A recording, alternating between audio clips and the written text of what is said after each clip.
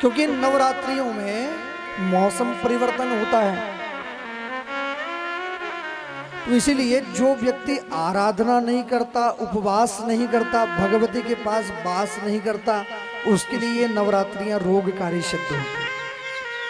इसलिए उपवास करना चाहिए। फलाहार करें, फलों का आहार। महाराज हमारी व्यवस्था बहुत तगड़ी है। हमने तो आजकल फलाहार की इतनी मजबूत व्यवस्था बनाई कि दाल चावल सब्जी रोटी से बढ़कर के भी हमको फलाहार चाहिए।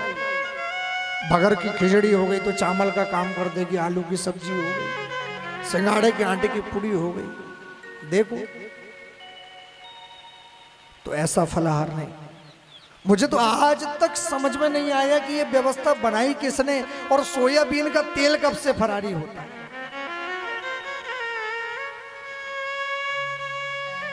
और नमक तो महाराज फलाहारी होता ही नहीं है। चाहे सादा नमक ले लो चाहे फलाहारी ले लो, नमक नमक होता है। हमने अपनी जीभ के कारण नमक को तक के फलाहारी बना दिया। ऐसा उपास नहीं। फलाहार करें, फलों का आहार करें, दूध ग्रहण करें, फलों को ग्रहण करें, विधान ये कहता है। उपवास करें, व्रत करें। और उपवास शब्द का शाब्दिक अर्थ होता है सीधा सीधा कि भगवती के समीप वास करें।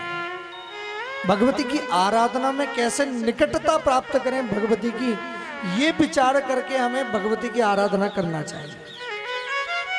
नवरात्र कन्याओं का विशेष करके पूजन करना चाहिए। हाँ, 1 वर्ष की कन्या कुमारिका कहलाती है।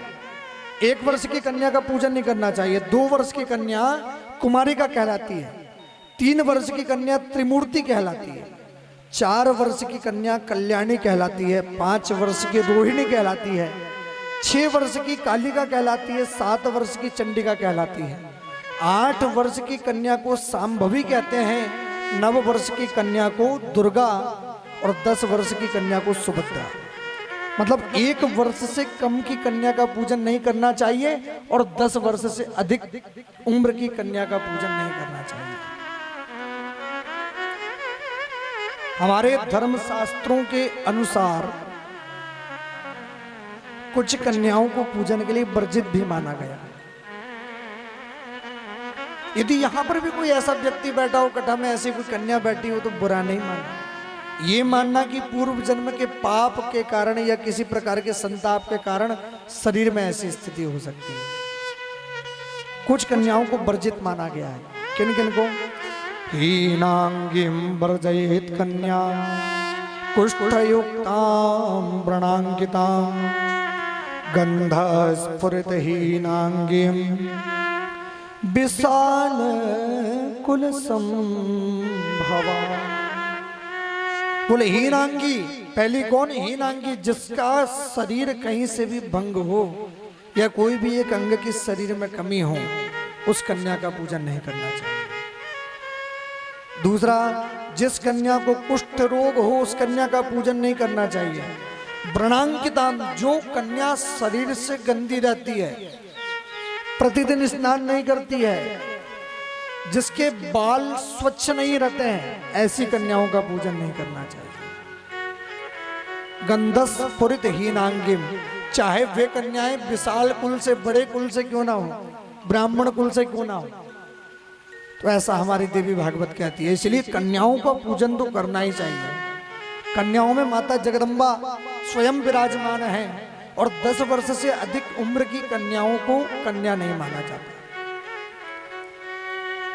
उपवास ना हो सके आपसे तो देवी भागवत कहती है कि एकमात्र अष्टमी और नवमी का व्रत करें। अष्टमी नवमी का व्रत करने पर भी आपको पूर्ण पुण्य तो नहीं लेकिन पुण्य की प्राप्ति होगी। नवरात्र में प्रथम के 3 दिन महाकाली का आराधन होता है, मध्य के 3 दिन महालक्ष्मी का आराधन होता है और अंत के 3 दिनों में महासरस्वती का आराधन होता है। ये विधान देवी भागवत में मिलता है।